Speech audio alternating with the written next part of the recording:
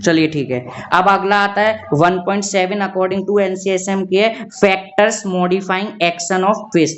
कौन से फैक्टर होते हैं जो विश के मॉडिफाई एक्शन को बढ़ा देते हैं? आयुर्वेद में जिसे बोलते हैं विषवर्धक भाव। आप ये समझ लेंगे, आयुर्वेद वाले अपने आप पॉइंट लिख के आ पाएंगे। सबसे पहले खुद नॉर्मल सा सोचिए कि कौन कौन सी चीजें हैं जो विश के एक्शन को बढ़ा देंगे। आप बताइए, अगर लो अमाउंट में दोगे तो जल्दी रिएक्शन शो करेगा विष, या ज्यादा अमाउंट में? तो आंसर क्या आएगा बताओ, कब ज्यादा एक्शन शो होगा किसी पॉइजन का?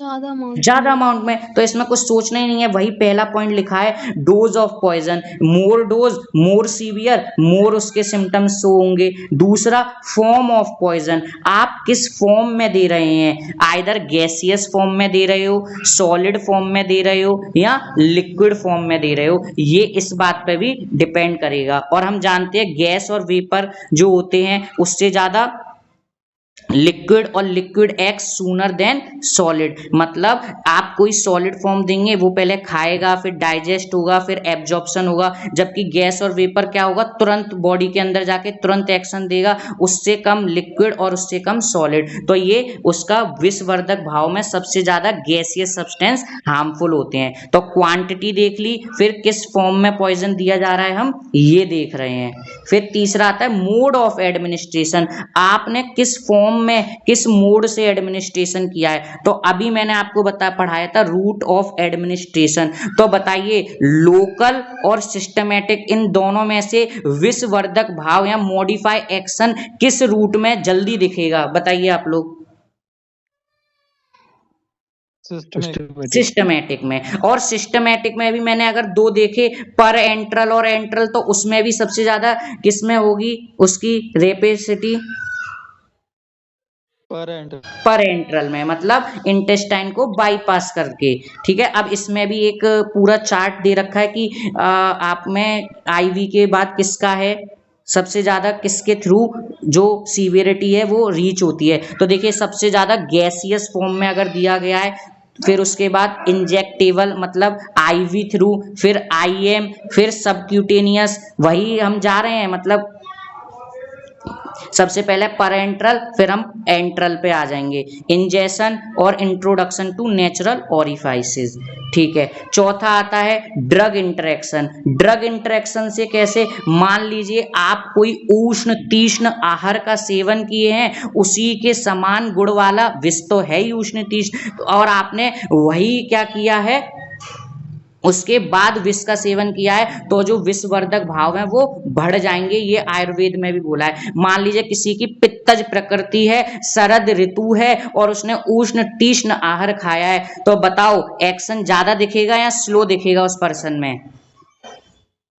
ज्यादा दिखेगा। तो वही ड्रग इंटरेक्शन में दे रखा है, मॉडर्न वालों ने कहा है it occur due to the changing of one drug into another, जिससे क्या होगा, इंक्रीज द रेस्पॉन्स, समान से समान की वृद्धि हो जाएगी। जैसे कि एग्जांपल दिया है, सेडेटिव और hypnotic drug significantly increase their effect of alcohol. किसी ने एल्कोहल पिया हो और उसके बाद फिर उसे सेडेटिव और हिप्नोटिक देंगे, तो जो इफेक्ट ऑफ एल्कोहल है वो इनहांस हो जाता है।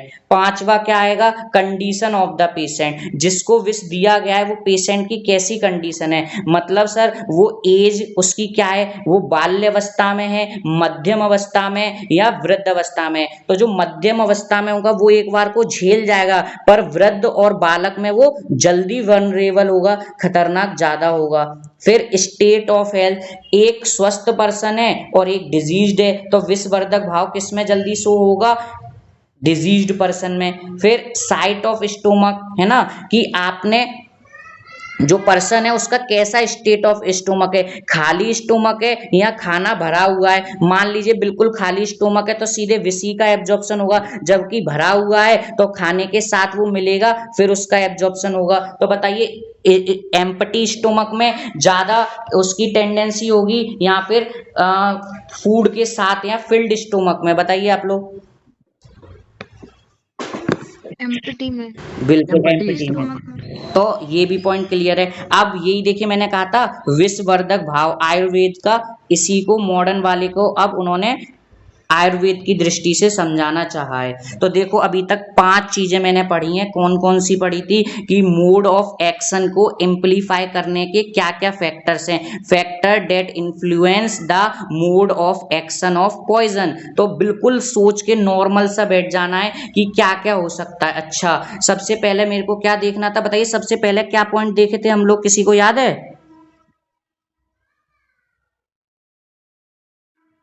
किसी को नहीं याद? क्वांटिटी, हाँ, डोज। Very good. देखिए आप लोग बोला करिए, साथ के साथ याद हो जाएगा आपको। सबसे पहले मैंने क्वांटिटी देखी थी कि किसको कम दूंगा या ज्यादा दूंगा, ज्यादा अगर देंगे तो जल्दी इफेक्ट दिखेगा। दूसरा मैंने क्या देखा था, किस फॉर्म में दिया जा रहा है, फिजिकल फॉर्म, सॉलिड, लिक्विड और गैसियस। फिर तीसरा मैंने मोड ऑफ एडमिनिस्ट्रेशन देखा था। चौथा मैंने क्या देखा था आपको बताइए, कोई बता सकता है चौथा पॉइंट में क्या देखा था अपन ने? ड्रग, ड्रग देखा था, वेरी गुड। और पांचवे में हमने स्टेट देखी थी कि जो कंडीशन देखी थी पेशेंट की, एज देखा था, हेल्थ देखी थी, स्टमक देखा था। ये 3 चीजें हमने देखी थी। बताइए इतनी चीज क्लियर है? ठीक है, विषवर्धक भाव देखते हैं, वही सेम चीज है मॉडर्न वाली। अब आपने अगर एक बार पढ़ ली, यही लिखते जाएंगे। आचार्य चरक ने क्या कहा है, किसी ने विरुद्ध आहार का सेवन किया है, अध्यसन किया है, क्रोध में, क्षुधा में, वैवाय में, दिवा स्वप्न आदि अगर ये सब काम करके आए हैं तो क्या होगा, जो विष है उसका जो भाव है या जो उसका मोड ऑफ एक्शन है वो ज्यादा हो जाता है। अच्छा, अध्यसन का मतलब आप सभी को पता है कि अध्यसन किसे कहते हैं? सुना सुना लग रहा है। अध्यसन का मतलब क्या होता है? विषमासन, नहीं, आसन। बताइए किसी को भी पता हो, वरना फिर मैं बताऊंगा। पहले का खाया हुआ पचाना हो तभी दोबारा खा लेते हैं, उसे कहते हैं। अध्यसन, बहुत बढ़िया। और समासन किसे कहते हैं? जब मतलब पच जाए उसके बाद खाना। नहीं, ये तो नहीं है समासन। और अच्छा, परफेक्टली, साथ में खा लेना, विरुद्ध आहार। हाँ ये कह सकते हैं समासन मतलब पथ्य और अपथ्य को दोनों को एक साथ खाना। बताइए, उसे विस्मासन कहते हैं। चलो ठीक है, आपको पता है, बस मैं पूछ रहा था।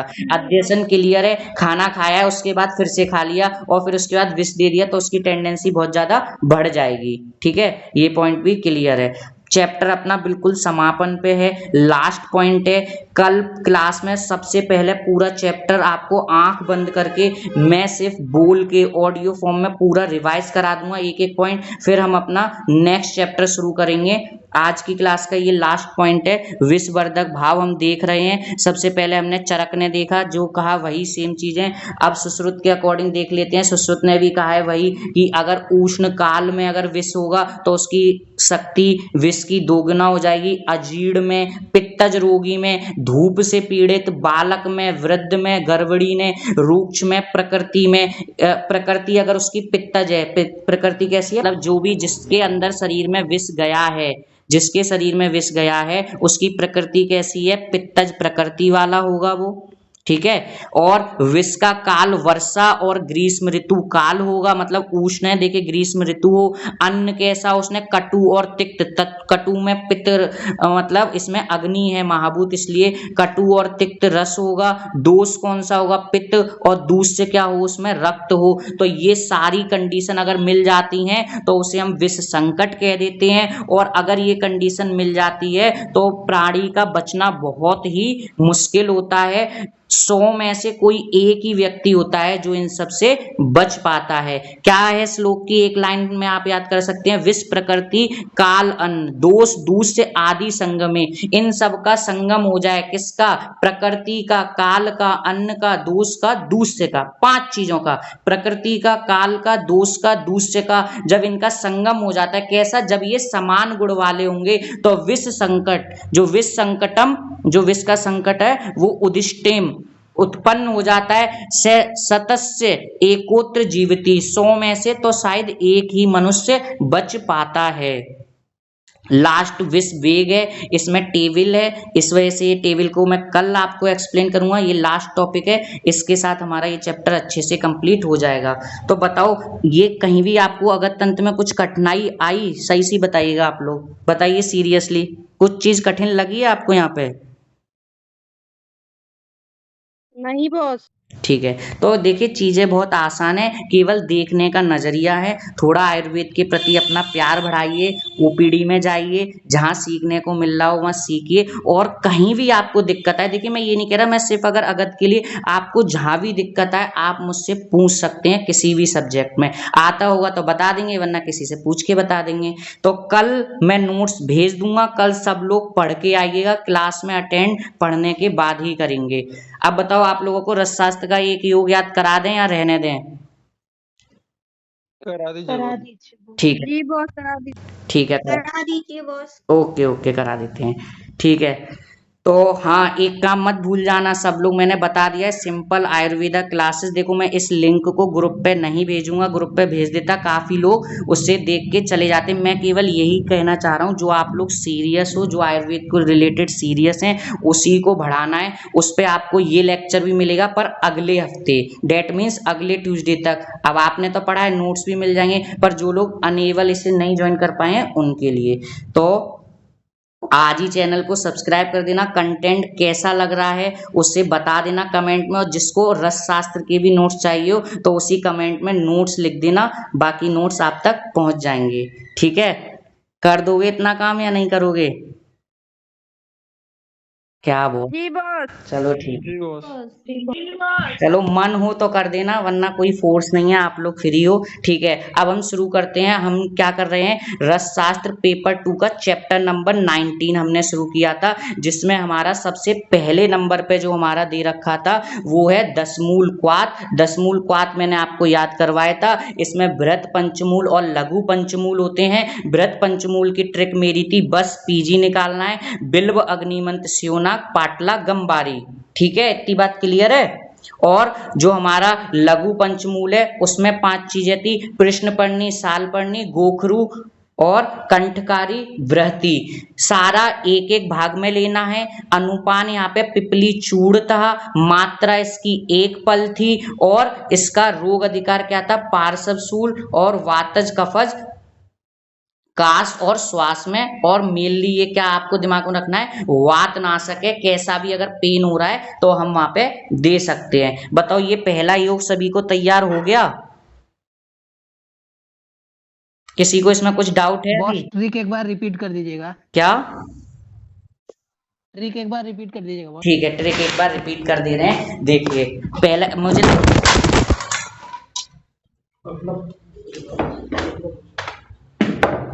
एक मिनट रुकिएगा। हाँ, तो सबसे पहले मैं, आप शायद न्यू है आज क्लास में, फर्स्ट टाइम है, तो मैं इसमें आपको बता दे रहा हूँ कि इसमें हमें क्या क्या चीजें पढ़नी पड़ती हैं। आज आप फर्स्ट क्लास में फर्स्ट टाइम आए हैं क्या? नहीं बॉस, इसके पहले भी क्लास कर चुके हैं। चलिए बढ़िया बात है। तो मैं आपको बता दे रहा हूँ, देखो हमें कोई भी योग होता है उसमें 5 चीजें पढ़नी होती हैं। कौन सी 5 चीजें करनी होती हैं, आप सबको ये चीज दिमाग में रखनी है, तभी आगे चैप्टर जल्दी जल्दी होगा। सबसे पहले हमें जो भी आपके सामने योग आता है उसके घटक द्रव्य आपको याद होने चाहिए। ठीक है, घटक द्रव्य आने चाहिए। दूसरा, हमें इस घटक द्रव्य का कितना पोर्शन लिया गया है, इसका घटक द्रव्य का पार्ट आना चाहिए। तीसरा, फिर हमें अनुपान पता होना चाहिए उस ड्रग का, कैसे लेना है। फिर इस ड्रग की हमें मात्रा पता होनी चाहिए। चौथा पॉइंट और पांचवा इसका रोग अधिकार, कि इसका रोग अधिकार क्या है।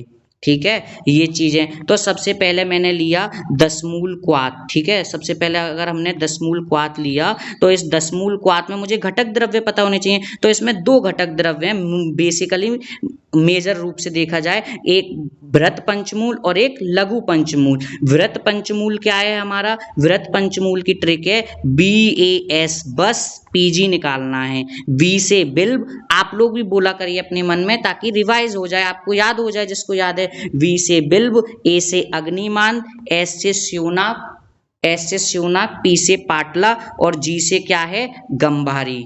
ये हमारी वृत्त पंचमूल में याद करने की ट्रिक है, ठीक है। फिर लघु पंचमूल की क्या है, इसमें ट्रिक नहीं है, आपको प्रश्न करना है। लघु पंचमूल से कौन कौन से हैं, प्रश्न पढ़नी, साल पढ़नी, प्रश्न पढ़नी, साल पढ़नी, गोखरू, वृहति और कंठकारी, ठीक है। इन सब का कितना पोर्शन लेना है, 1 पार्ट इन सबको लेना है। हमें कितना भाग लेना है, एक एक भाग सबका।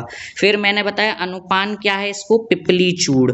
जब भी आप कभी ओपीडी में प्रिस्क्राइब करें अपने घर पे किसी को भी वात दशमूल क्वाथ लेके जाएं, या ओपीडी में मोस्ट कॉमनली मिलता है, तो हम क्या करते हैं उसे पानी में मिला के देने के लिए कहते हैं, वो भी सही है, आप वैसे भी देंगे, पर इसका ग्रंथ में क्या दे रखा है अनुपान, पिपली चूड़। तो अगर आप उसमें ऊपर से प्रक्षेप रूप में पिपली चूड़ और डाल देंगे तो ये जो इसका फंक्शन है वो बहुत अच्छा इनहांस हो जाएगा और इसका रिजल्ट अलग दिखेगा। तो इसलिए पिपली चूड़ याद रखिएगा। और इसकी मात्रा एक पल, आपको पता है ना एक पल में कितना ग्राम होता है, 48 ग्राम।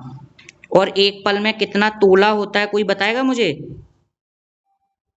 4 तोला। और कर्ष कितना होता है, 4 कर्ष होता है, ठीक है। तोला और कर्ष एक दूसरे के पर्याय हैं। तो इस तरीके से हमारा ये पूरी तरीके से योग कंप्लीट होता है। फिर दूसरा इसमें आपका जो योग है वो दे रखा है वृहत मंजिष्ठादि क्वाथ। कौन सा दे रखा है, वृहत मंजिष्ठादि क्वाथ। तो देखिए इसमें क्या है, बहुत ज़्यादा इंग्रेडिएंट है, मोर देन 30 इंग्रेडिएंट हैं। तो ऐसा कोई योग हमें कंठस्थ या रूप से याद नहीं करना है कि जिसमें 30 या उससे ज़्यादा है, क्योंकि देखिए एग्जामिनर भी हमारे जैसे ही है, जो उसे याद होगा वो वही पूछेगा। चलिए तो अपनी क्लास को स्टार्ट करते हैं। लास्ट क्लास में हमने factor modifying the action of poison पढ़ लिया था, 1.7 नंबर का पॉइंट, और 1.8 देख लिया था कि विषवर्धक भाव क्या होते हैं और विष संकट क्या होता है। आज हमें 1.9 वाला अपना पॉइंट कंप्लीट करना है और लास्ट विष पीत के लक्षण और विष मुक्त के लक्षण, इसके कंप्लीट करने के बाद मैं आपको पूरा चैप्टर आज रिवाइज कराएंगे, ठीक है। तो आप लोगों को कोई डाउट है, आप लोग कुछ पूछना चाहते हैं या क्लास स्टार्ट करें, बताइए।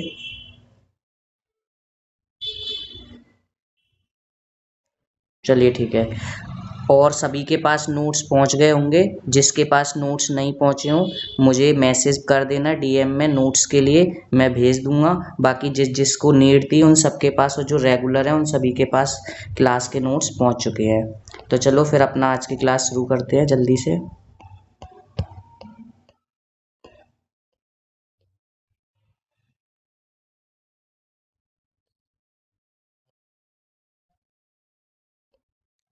अभी रिवीजन कराऊंगा सारा पूरा चैप्टर, एक तरफ बस आप सुनिएगा ध्यान से। तो लास्ट क्लास में हमने ये पढ़ लिया था विष संकट क्या होता है। तो विष संकट हमने क्या देखा था, विष संकट क्या था कि जब विष की जो प्रकृति है, विष की क्या प्रकृति है, पित्तज प्रकृति है। तो यदि कोई मनुष्य पित्तज प्रकृति वाला है और जो काल है वो वर्षा ऋतु या ग्रीष्म ऋतु है, और उसने जो अन्न या आहार का सेवन किया है वो कटु और तिक्त रसात्मक है, कटु और तिक्त रसात्मक होने से क्या होगा, उसमें अग्नि महाभूत होगा, तो वो भी उष्ण होगा, ये दोनों। और फिर दोष उसका पित्त हो और दूसरे उसमें जो है वो रक्त हो। जब ये सारी चीजें मिल जाती हैं तो विष संकट की स्थिति उत्पन्न होती है, ठीक है। फिर उसके बाद इसमें एक बात थी कि जब विष संकट की स्थिति उत्पन्न हो जाती है तो उसमें 100 में से कोई एक मनुष्य जीवित रह पाता है। ये यहाँ तक की बात हमने देख ली थी। कंसर्न रहने वाला है विष वेग के ऊपर। आज हम देखेंगे कि विष का वेग क्या होता है। देखिए 2 टर्म आएंगे आप लोगों के पास, विष वेग और विष वेगांतर। क्या है दोनों में डिफरेंस, देखिए आपको पता है आयुर्वेद में सप्त धातुओं का वर्णन किया गया है, रस, रक्त, मांस, मेद, अस्थि, मज्जा, शुक्र। तो जब आपकी बॉडी में पॉइजन गया, मान लीजिए आपने इंट्रावीनसली किसी की बॉडी में रस का इंट्रावीनियसली पॉइजन का एडमिनिस्ट्रेशन करा दिया, अब वह रक्त के बाद कौन सी धातु में उत्तरोत्तर गामी उसका क्या होता है, एक्शन होता है, आगे फर्दर उसका क्या होता है, ट्रांसफर होता है। तो विष वेग क्या है कि जब आपने किसी की बॉडी में आईवी के थ्रू मतलब रक्त में अगर आपने क्या किया है, पॉइजन को एडमिनिस्ट्रेट कर दिया है, तो रस के बाद रक्त, अब रक्त से मांस धातु में उस विष का जाना या समावेश होना या उस विष का वो रास्ता या वो गति, वो लहर या फिर वो स्पीड क्या कहलाती है, वेग कहलाती है। किसका वेग, विष का वेग। वो रक्त से मांस में जाएगी, फिर मांस से आगे कंटिन्यू शुक्र धातु तक का उसका जो मूवमेंट होगा, गोइंग होगा, जो उसका तरीका है वेग के फॉर्म में, वेव के फॉर्म में, उसी को हम विष वेग कह रहे हैं। अर्थात जब किसी धातु से, एक धातु से विष दूसरी धातु में गमन करता है तो उस गमन को, उस चाल को, वेग को हम वेलोसिटी बोलते हैं इंग्लिश में। तो उस वेलोसिटी, उस गति को, बस आप याद रखिएगा वेग मतलब गति, तो उस गति को हम विष वेग कहते हैं। तो विष का धातुओं से, एक धातु से दूसरी धातु में प्रविष्ट करने के समय जो उसकी लहर रूप होती है या जो उसकी गति होती है, जो उत्पन्न गति है, उसी को हम विष वेग कह देते हैं। ठीक है सर, ये बात क्लियर है। आगे एक पॉइंट आएगा कि विष वेग, जिसका माइक ऑफ ऑन है ऐसे ऑफ ही कर कर लीजिए लीजिए। ना।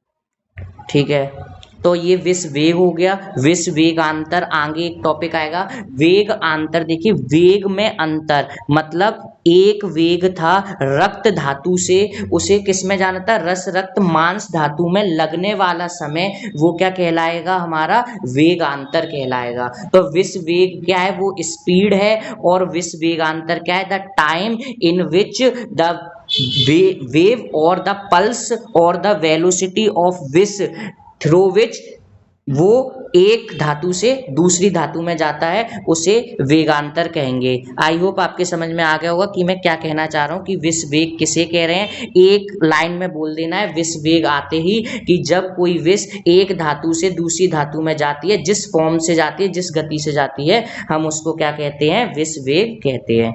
ठीक है सर, इतनी बात क्लियर हो गई है। आगे वेगांतर आएगा तब बताएंगे। अब ये मोस्ट इंपॉर्टेंट है, ये वाली टेबल आप थोड़ा याद करिए, पेपर में आ जाएगी 10 नंबर में। देखिए ये जो आपका चैप्टर है, चैप्टर नंबर 1, इसमें वेरी शॉर्ट भी बोल रखा है आने के लिए एग्जाम में। ठीक है, वेरी शॉर्ट भी आ सकता है, शॉर्ट भी आएगा और लॉन्ग भी आएगा। तो इसलिए हमारे को जो जो इम्पोर्टेंट है वो सारी चीज़ें अकॉर्डिंग टू सिस्टमेटिक देखनी है। तो इसीलिए जब मैं एम्फेसाइज कर रहा हूं तो ये चीज आपके लिए इंपॉर्टेंट है, याद कराने की गारंटी मेरी है, बिल्कुल इजी वे में हम समझेंगे। सबसे पहले हम क्या देख रहे हैं, विष के वेग और उसके लक्षण। ठीक है, आचार्य चरक ने, इंपॉर्टेंट क्वेश्चन है, एमसीक्यू में आ सकता है। आचार्य चरक ने स्थावर विष के कितने वेग बताए हैं, 8 वेग बताए हैं, जबकि आचार्य सुश्रुत ने 7 वेग बताए हैं। सा से सुश्रुत, सा से 7, चा से चरक, चा से 4। एक बार हम 4 की भी बात कर चुके हैं।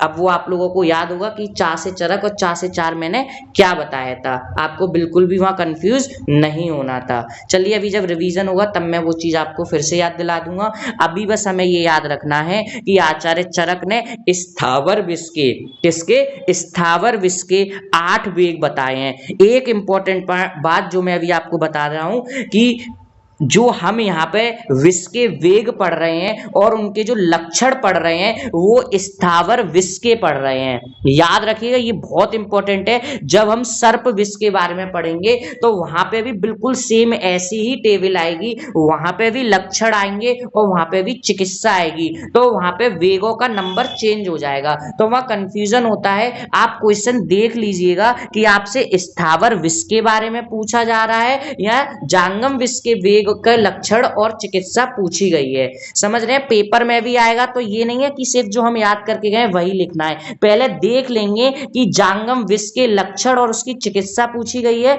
या हमसे स्थावर विष के लक्षण और चिकित्सा पूछी गई है। तो स्थावर विष के 8 वेग आचार्य चरक ने बताए हैं और सुश्रुत ने 7 वेगों का वर्णन किया गया है।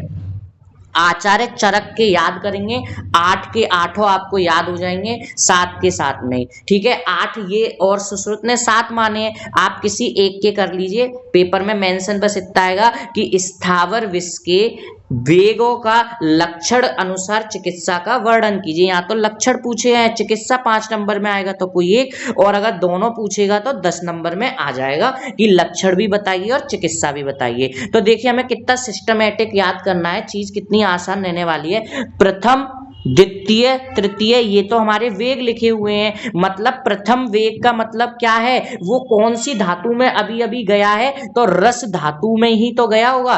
फिर दूसरा वेग आया है, तो दूसरे वेग का मतलब क्या था, अभी मैंने आपको बताया, वेग हम उस गति को कह रहे हैं कि एक जो रस धातु से रक्त धातु में जो वो जा रहा है, जिस मूवमेंट से, उस गति को मैं वेग कह रहा हूं, और उसे जाने में जो समय लग रहा है उसे मैं वेगांतर कह रहा था। तो कॉमन सी बात है, जो मेरा द्वितीय वेग होगा विष का, उसमें रक्त धातु की विकृति आएगी और तृतीय में मांस धातु की आएगी।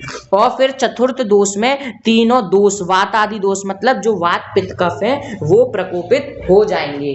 बताइए ये बात समझ में आई मैंने क्या कहना चाहा है। प्रथम विष वेग में रस धातु की विकृति होगी, द्वितीय में रक्त की, तृतीय में मांस की, और फिर वात आदि दोष की। ये प्रभाव है किसके, जो विष गया है उसके क्या बॉडी पे, माइक्रो लेवल पे हम देख रहे हैं, सेलुलर लेवल पे, धातु लेवल पे, कि रस धातु की विकृति एमसीक्यू में पूछा जा सकता है कि बताइए मांस धातु में विकृति किस वेग के, कौन से वेग में आएगा, कौन से नंबर के वेग में। तो आप खुद देख सकते हैं, रस रक्त मांस, तीसरे वेग में कौन से धातु पे प्रभाव पड़ेगा, मांस धातु पे हमारा इफेक्ट पड़ेगा। ठीक है सर, इतनी बात समझ में आ गई। अब हमें बस इंपॉर्टेंट केवल आपको ये ध्यान रखना है, वेग और उसके लक्षण, बस इतनी बातें याद रखनी है।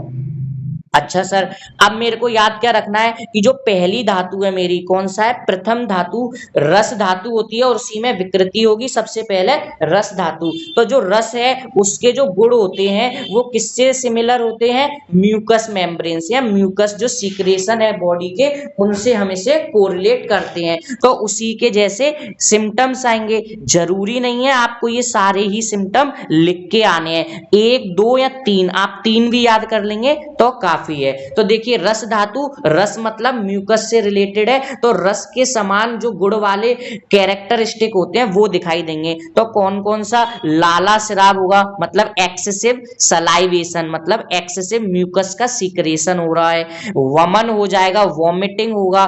और किलम, किलम क्या होता है बताइए, किसी को पता है किलम किसे कहते हैं? तो बिना कार्य किए थकावट होती है उसकी। बहुत बढ़िया, बहुत सही बोला। बिना परिश्रम की जो थकान उत्पन्न होती है वो उसे हम क्लम कहते हैं, ठीक है। और श्रम क्या होता है, जो किसी परिश्रम के करने से थकान उत्पन्न होती है उसे हम श्रम कहते हैं। तो बस आपको 3 कैरेक्टर याद रखने हैं कि पहले प्रथम वेग में रस धातु की विकृति हुई थी, रस से सिमिलर मैं 3 कैरेक्टर बहुत आसानी से समझ सकता हूं। एक्सेसिव सलाइवेशन होगा, एक्सेसिव सलाइवेशन होता है तो वॉमिटिंग आ जाती है, और जब कफ की विकृति हो जाती है तो बॉडी में क्लमनेस प्रोड्यूस हो जाती है, मतलब क्लमता प्रोड्यूस हो जाती है, मतलब बिना परिश्रम ही बॉडी लेथार्जिक रहती है। और क्या हो जाएगा सर, दंत हर्ष हो जाता है, मोह हो जाता है, और तृष्णा। याद हो जाए तो ऊपर के कर लीजिएगा, वरना 3 आपके लिए काफी है। सर दूसरा वेग होता है, द्वितीय वेग में रक्त धातु की विकृति होती है। तो रक्त धातु की विकृति में रक्त के साइन और सिम्टम दिखाई देंगे। तो देखिए रक्त धातु की विकृति होगी, मतलब प्योर ब्लड इम्प्योर ब्लड में कन्वर्ट हो रहा है, प्रॉपर अमाउंट ऑफ ऑक्सीजन नहीं पहुंचेगी, तो उसे क्या होगा, भ्रम, भ्रम की उत्पत्ति होगी, मतलब चक्कर आएंगे। वेपथु, किसी को पता है वेपथु किसे कहते हैं? Anyone know the meaning of वेपथु? चलिए ठीक है, वेपतु का मतलब होता है कंपन, हाथ पैरों में कंपन होना। तो क्या होगा, ये सब वही सिम्टम है जो आपको एनीमिया में दिखाई देते हैं। जब पांडु रोग हो जाता है तो क्या होता है, जब आपके रक्त धातु का क्षय हो जाता है, एक्सेसिव ब्लीडिंग हो जाती है, तो क्या लगता है कि चक्कर आ रहे हैं, शरीर में हाथ पैरों में कंपन होता है, मूर्छित हो जाता है व्यक्ति, और जिह्वा, उसे एक्सेसिव याउनिंग होती है। तो द्वितीय वेग के भी लक्षण आपको ऑटोमेटिकली ऑटोमेटिकली याद हो गए रक्त से रिलेटेड। मांस धातु में क्या होगा, अब मांस में क्या क्या हो जाएगा, कंडू की उत्पत्ति मतलब इचिंग होगी, स्वेलिंग हो जाएगी, ठीक है ना। मंडल, मंडल क्या है, गोल गोल जैसे कि स्ट्रक्चर प्रोड्यूस होता है जिसे हम जैसे पिंपल्स एक तरीके से हम बोल सकते हैं। और कोठ, ये भी सारे स्किन डिजीज है, मंडल कोठ ये दोनों स्किन विकार हैं। मतलब मांस धातु में विकृति में क्या होगा, मंडल कोठ कंडू और शोथ की उत्पत्ति होती है। फिर चतुर्थ धातु,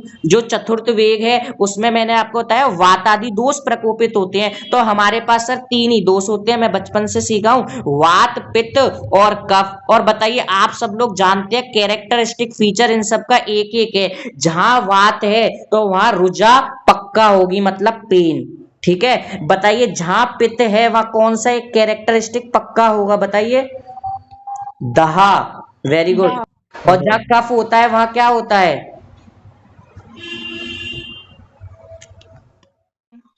आलस्य गौरव सब। हाँ, ये सारे कैरेक्टरिस्टिक दिखाई देते हैं। तो ये नहीं यहाँ पे वमन लिखा है तो आप ये मत कहिएगा, इसलिए मैं थोड़ा कह रहा था। तो मतलब हाँ, कफ है तो वमन करेंगे, क्योंकि हम जानते हैं जो वमन कर्म होता है वो कफ के समन के लिए किया जाता है। तो डेट मीन्स वात है तो क्या होगा, सूल होगा, ठीक है, वात की वजह से सूल हो जाएगा, पित्त की वजह से दहा हो रहा है, और कफ की वजह से हम कह सकते हैं यहाँ पे वमन होता है, ठीक है। फिर आता है पंचम वेग। पंचम वेग में हमें क्या देखना है कि पूरा शरीर नीले वर्ण का दिखाई देगा, हमें बाहर की जितनी भी वस्तु होंगी वो सब हमें ब्लू कलर की दिखाई देने लगेंगी, और तमहा प्रवेश हो जाएगा। तमहा प्रवेश मतलब शरीर के आगे, वो आंखों के आगे अंधेरा छाता हुआ दिखेगा, ठीक है। अनकॉन्शियस की तरफ हम लगातार बढ़ रहे हैं। जब षष्टम वेग आएगा मतलब सिक्स्थ वेग हो जाएगा तो उसमें हिक्का आती है। और सप्तम वेग में क्या होता है, स्कंद भग्न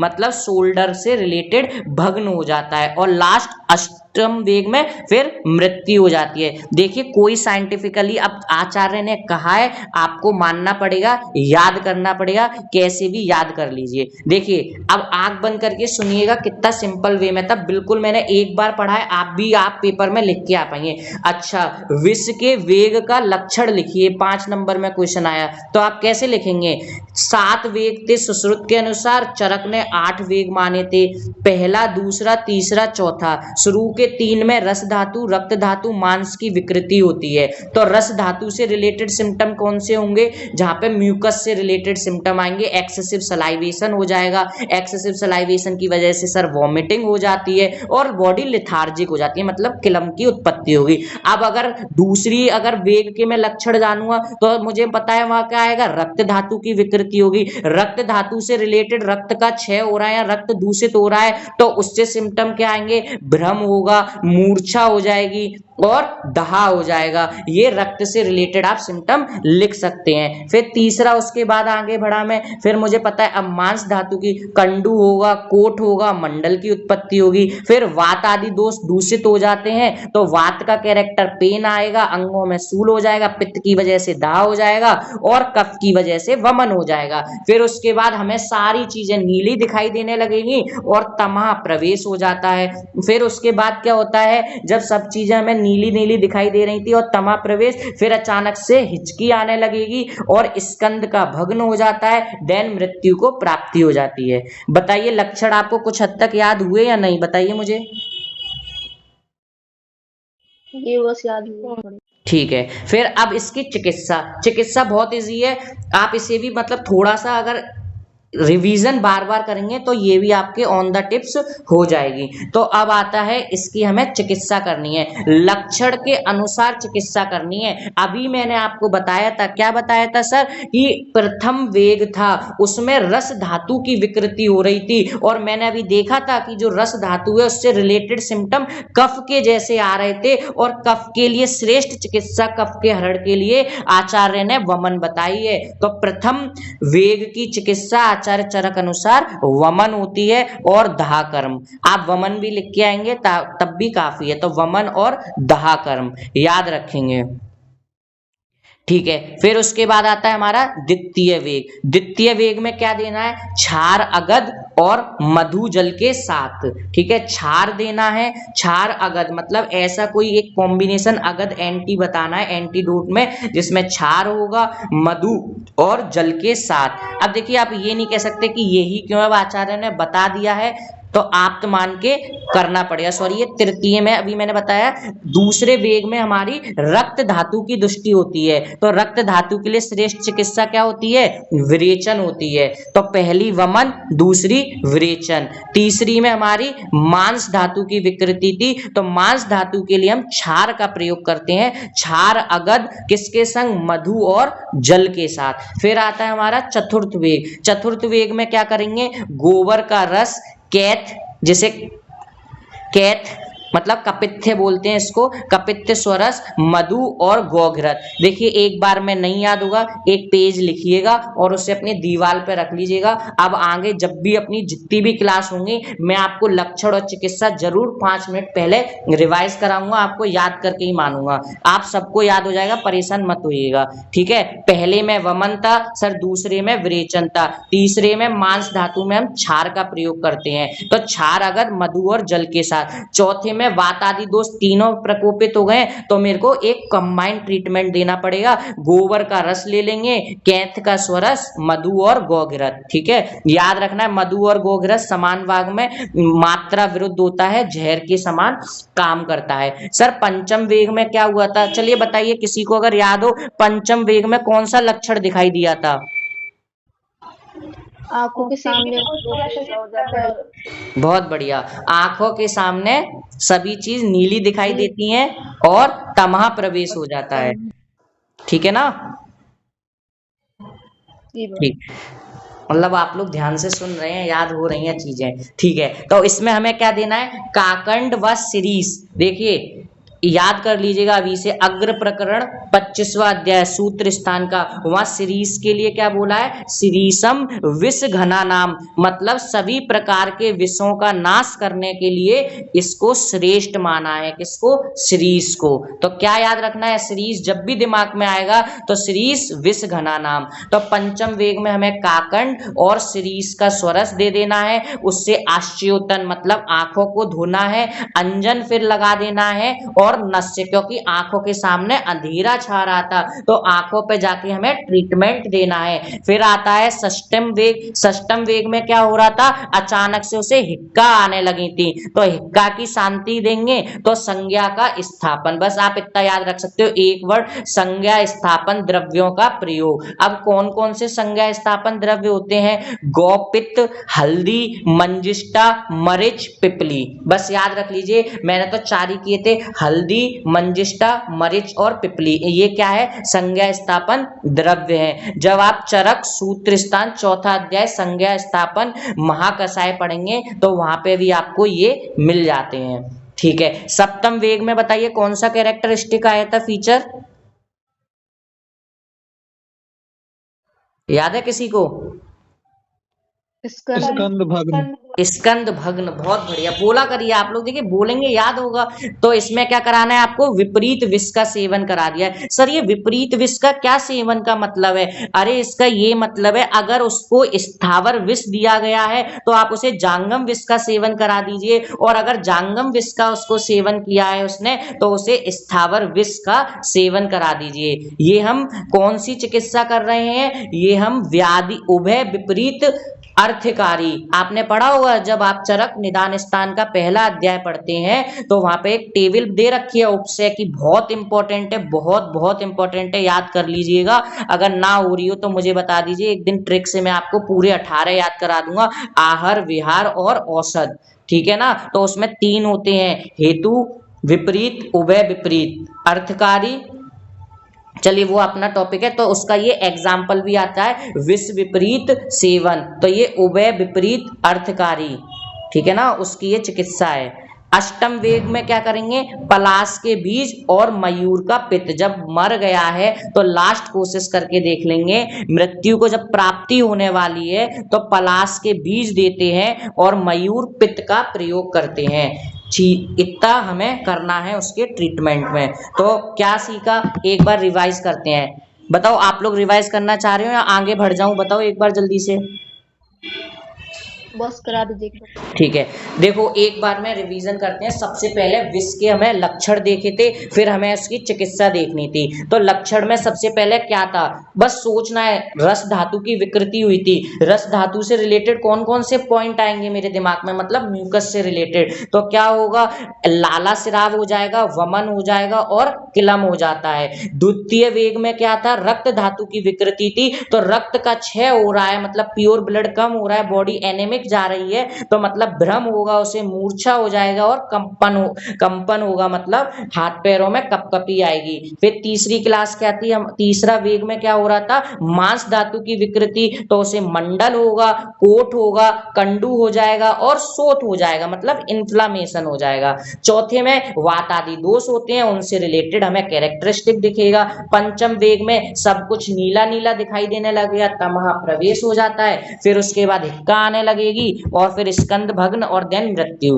अब ट्रीटमेंट बिल्कुल सिंपल, पहले कफ धातु मतलब रस धातु की विकृति हुई थी तो हम उसमें वमन करा देंगे। रक्त धातु की विकृति हुई थी तो उसमें हमें विरेचन करा देना है। तृतीय मांस धातु की हुई थी तो वहां पे हम क्षार अगध का प्रयोग करते हैं मधु और जल के साथ। फिर सर चौथी में क्या हुआ था, वात आदि दोष तीनों ही प्रकोपित थे, तो मुझे एक कॉम्बाइन योग देना था, एक कॉम्बिनेशन वाला ड्रग देना था, जिसमें क्या था, गोबर का रस था, कैथ का स्वरस था, मधु था और गौघृत था। फिर पंचम वेग हमने देखा था, पंचम वेग में क्या हुआ था सर, आप लोगों ने बताया था तमह की प्रवेश हो जाता है आंखों के आगे, तो मुझे उसकी आंखों के आगे अंधेरा नहीं लाने देना है। अंजन दूंगा, आश्चोतन दूंगा मैं, ठीक है, अंजन कराएंगे, आश्चोतन और नस्य भी देना था, किस किस का, काकंड का और शिरीष के स्वरस का। ठीक है सर, षष्टम वेग में वो तमह, वो उसके मतलब हिक्का आ रही थी उसे,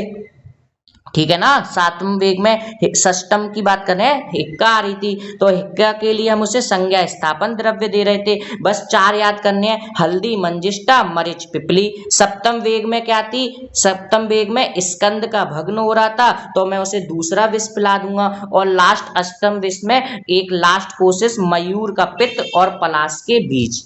ठीक है, अब ये वही पॉइंट आ गया हमारा विष वेगांतर। अभी मैं ये आपको बता चुका था कि जब एक धातु से दूसरी धातु में विष का वेग जिस स्पीड से गमन करता है तो उसे एक धातु से दूसरी धातु में जाते वक्त जो समय लगता है उसे हम विष वेगांतर कहते हैं। येन अंतरेण तु कलाम काल कल्पम भिन्नति समीरेण ही मानम ततु वेगांतरम स्मृतम। बताइए विष वेगांतर क्लियर है? जी। ठीक है, अब लास्ट इस चैप्टर का लास्ट टॉपिक है हमारा, क्या है, विष मुक्त के लक्षण, कि कैसे हम पता करेंगे कि जो पर्सन है उसको मैंने विष से मुक्त कर दिया है। आपके पास कोई पेशेंट आया, आपने उसका ट्रीटमेंट किया, अब वो क्योर हो गया है, वो हम तब पता कर पाएंगे जब मुझे विष पीत के लक्षण पता होंगे कि किसी ने विष पी लिया है तो उसके क्या लक्षण होते हैं। खुद सोचिए, अगर किसी ने विष का सेवन कर लिया होता है, कोई रॉकेट साइंस नहीं है, क्या क्या लक्षण आते हैं। आपने कई पेशेंट मूवीज में भी देखा होगा कि अगर कोई विष का सेवन कर लेता है, अच्छा तो सर मुंह से झाग निकलता है, उसे वॉमिटिंग होती है, शरीर उसका बिल्कुल ठंडा सा पड़ जाता है, शिथिलता आ जाती है, डिस्कलरेशन हो जाता है, ब्लूइश हो जाती है उसकी बॉडी, तो विवरता आ जाएगी सर। और क्या होता है, उसे आद्यमान हो जाता है, मतलब ऐसा लगता है उसके पेट में कुछ दिक्कत सी हो रही है, दर्द सूल सा होने लगेगा और उसके अश्रु का स्राव होता है। इतने सारे कैरेक्टरिस्टिक आप अपने